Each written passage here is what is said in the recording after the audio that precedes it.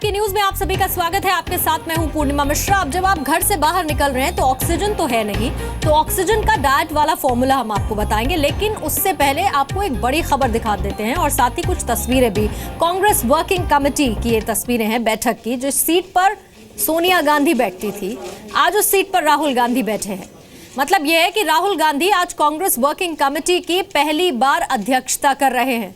सोनिया गांधी की तबीयत खराब है और वो बैठक में शामिल नहीं है, इसी वजह से राहुल गांधी इस बैठक की अध्यक्षता कर रहे हैं। इस पर और ज्यादा डिटेल्स मेरे सहयोगी रवि त्रिपाठी दे रहे हैं। रवि, वजह भले ही ये हो कि सोनिया गांधी बीमार हैं और इसीलिए कार्य समिति की बैठक की अध्यक्षता राहुल गांधी कर रहे हैं, लेकिन क्या ये तस्वीरें इस बात को और बल देती हैं जिसकी मांग लगातार उठ रही थी कि बड़ी जिम्मेदारियां राहुल गांधी को सौंपी जाए?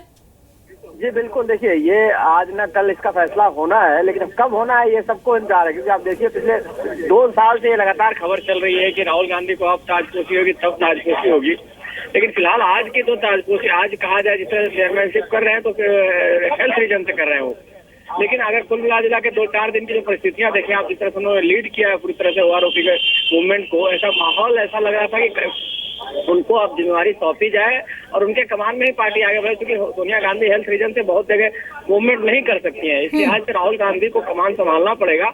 अब ये तय पार्टी के लोगों को करना है, क्योंकि चुनाव की जो प्रक्रिया है चुनाव के जरिए होना है या फिर अनाउंसमेंट होगा कि चेयरमैन उनको अनाउंस करेंगे, अध्यक्ष बनाया जाए उनकी जगह पर।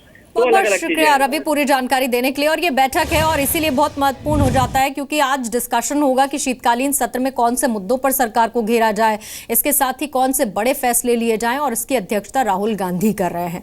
आगे बढ़ते हैं और ऑक्सीजन का डाइट वाला फॉर्मूला हम आपको दिखाते हैं।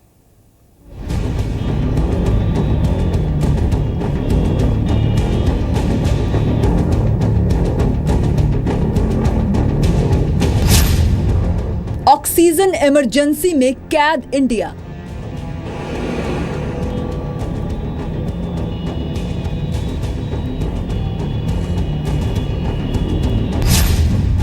पोल्यूशन मीटर हुए फेल।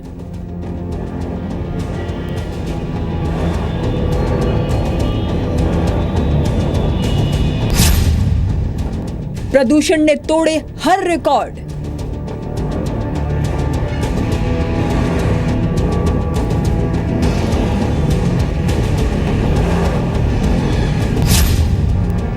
जान बचाना हुआ मुश्किल।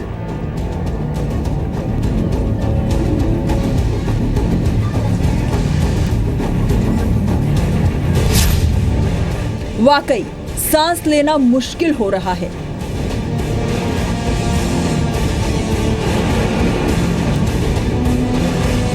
हर किसी के चेहरे पर मास्क है, खिलाड़ी हो या फिर हर रोज ऑफिस जाने वाले लोग। मजबूरी ये भी है कि घर से बाहर तो निकलना ही होगा, तो आखिर क्या करें कि कम से कम जीने के लिए सांस ले सकें। हम आपको बताएंगे कि आप क्या करें।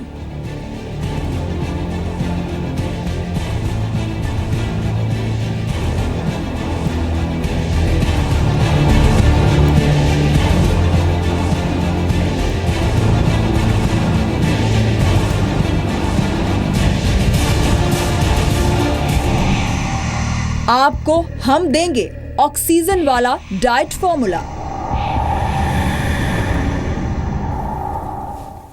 तो पिछले 1 हफ्ते से दिल्ली और आसपास के जितने भी इलाके हैं वो पूरी तरह जहरीली हवा के कब्जे में हैं। कल दिल्ली ने एक गैस चैम्बर की शक्ल इख्तियार कर ली। सिर्फ दिल्ली ही नहीं, प्रदूषण से लदी धुंध की मोटी चादर ने देश को बंधक बना लिया। सूर्य की किरणें भी मोटे खतरनाक धुंध को भेदकर आप तक नहीं पहुंच पा रही हैं। लोग जहरीली हवा में सांस लेने के लिए मजबूर हैं। आंखों में जलन, सांसों में घुटन से पूरा देश जूझ रहा है। पंजाब और हरियाणा और उत्तर प्रदेश में बड़े पैमाने पर खेतों में जलाई जा रही धान की ठूंठ प्रदूषण की आग में घी का काम कर रही है। रही सही कसर दीपावली के पटाखों ने पूरी कर दी थी। दिवाली के बाद 31 अक्टूबर से प्रदूषण का स्तर खतरनाक जोन में बना हुआ है। आपको हम पिछले 1 हफ्ते के आंकड़े भी दिखाते हैं, जहां पर दिल्ली में PM 2.5 का लेवल 60 होना चाहिए, लेकिन इन 7 दिनों में वायु प्रदूषण का हर रिकॉर्ड टूट चुका है। सबसे पहले सोमवार यानी कि 31 अक्टूबर को दिल्ली में PM 2.5 का जो लेवल था वो बढ़ गया है। PM 2.5 का लेवल 624 हो चुका है। 624 यानी कि खतरनाक स्तर। मंगलवार को 315 PM 2.5 का लेवल रहा।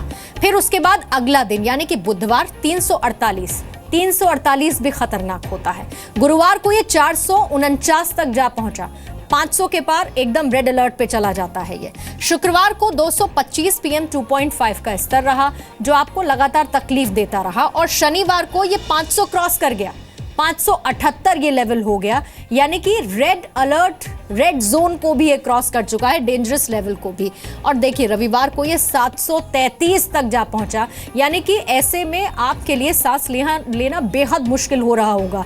733 का स्तर यानी कि ज्यादा से ज्यादा खतरनाक और ये लगातार आपको चोट पहुंचा रहा है। दिल्ली सरकार की नींद अब आखिरकार टूटी, कुछ फैसले भी लिए। अगले 5 दिन के अंदर दिल्ली में हर किस्म की कंस्ट्रक्शन और डिमोलिशन बंद की जा रही है। दिल्ली की सड़कों पे कल से पानी का छिड़काव बड़े स्तर पे किया जाएगा ताकि मिट्टी सेटल हो सके। 3 दिन के लिए दिल्ली के सारे स्कूल बंद किए जा रहे हैं। हेल्थ डिपार्टमेंट को कहा जा रहा है कि समय समय पे एप्रोप्रिएट एडवाइजरी जारी करें और पहली एडवाइजरी कल जारी करें। तो आप तमाम रिपोर्ट्स देख रहे हैं जिसमें यह बताया जा रहा है कि PM 2.5 का लेवल कहां तक पहुंचा है, रोजाना वो कितना बढ़ता या घटता गया और आपके शरीर को उससे नुकसान क्या पहुंच रहा है। लेकिन आपको यह भी जानना बहुत जरूरी है कि हमारे आपके शरीर में लाखों करोड़ों सेल्स होते हैं जो हमारी सेहत को ठीक रखने के लिए अपना अपना काम दिन भर करते हैं। प्रदूषण ने पर्यावरण का जो हाल किया, ऐसे में बहुत जरूरी है कि आप अपनी डाइट में एंटीऑक्सीडेंट फूड को इस्तेमाल कर लें। वो क्या हो सकते हैं? विटामिन C से लबरेज अंगूर, संतरा, अमरूद, आंवला, इसके अलावा आप कीवी का इस्तेमाल कर सकते हैं, अपनी डाइट में इसे शामिल कर सकते हैं। स्ट्रॉबेरी आप ले सकते हैं। स्ट्रॉबेरी के साथ साथ कुछ और फ्रूट्स जैसे कि पपीता आप वो ले सकते हैं। नींबू का इस्तेमाल आप कर सकते हैं अपने खाने में रोजाना। विटामिन C से भरे ये फल खाने से आपके शरीर को वायु प्रदूषण से जो होने वाली बीमारियां हैं उससे लड़ने की शक्ति मिलेगी। फिर उसके बाद बहुत ज्यादा जरूरी होता है विटामिन P, लेकिन उसके स्रोत क्या हैं? फ्लेवोनॉइड्स जो आपके दिल को नुकसान पहुंचाने वाले धुएं से बचाते हैं। और इसके लिए आप क्या ले सकते हैं? आप ग्रीन टी ले सकते हैं, कॉफी आप पी सकते हैं, फिर आप चाहें ब्लैक टी का इस्तेमाल कर सकते हैं, चॉकलेट खाएं आप, ब्रोकली हरी सब्जी एक तरह की होती है उसे आप अपनी डाइट में शामिल कर सकते हैं, मूली, लाल और पीली शिमला मिर्च और इसके साथ ही जितनी भी हरी पत्तियों वाली सब्जियां होती हैं वो आप जरूर खाइए। उसके अलावा आपके लिए क्या जरूरी है? विटामिन E बहुत जरूरी है, लेकिन विटामिन E का स्रोत क्या होता है वो भी आप जान लीजिए। आप बादाम खाइए, कद्दू के बीज, अलसी, फिर सनफ्लावर और ऑलिव ऑयल उसका आप इस्तेमाल खाने में कर सकते हैं। और जितनी भी हरी पत्तियों वाली सब्जियां होती हैं उनको तो आप रोजाना खाइए। फिर आपको विटामिन E बहुत जरूरी है, ये हम आपको बता रहे हैं। ऑक्सीजन के लिए डाइट प्लान आपका क्या होना चाहिए? विटामिन E प्रदूषण से आपकी कोशिकाओं को जो नुकसान हो जाता है उसको ठीक करता है। फिर विटामिन A आप कैसे ले सकते हैं? आप आम खाइए, गाजर खाइए, शकरकंद, कद्दू, पपीता, ब्रोकली और जितने भी दूध के प्रोडक्ट्स होते हैं, मिल्क प्रोडक्ट्स होते हैं वो आप लीजिए। हरी पत्तियों वाली आप सब्जियां खाइए। प्रदूषण की वजह से जो आंखों को नुकसान हो रहा है वो इन सब से ठीक हो जाएगा। लाइकोपीन टमाटर, वाटरमेलन, पपीता, लाल अमरूद और साथ ही लाल शिमला मिर्च। फिर आप लाल साग भी खा सकते हैं और इन सब से आपको क्या मिलेगा? लाइकोपीन मिलेगा। अगर आपको सांस की कोई बीमारी है तो आपके शरीर को इससे लड़ने में मदद मिलेगी। आपके शरीर में जितना लाइकोपीन जाएगा आपकी क्षमता इन सब से लड़ने की उतनी ज्यादा और बढ़ती जाएगी।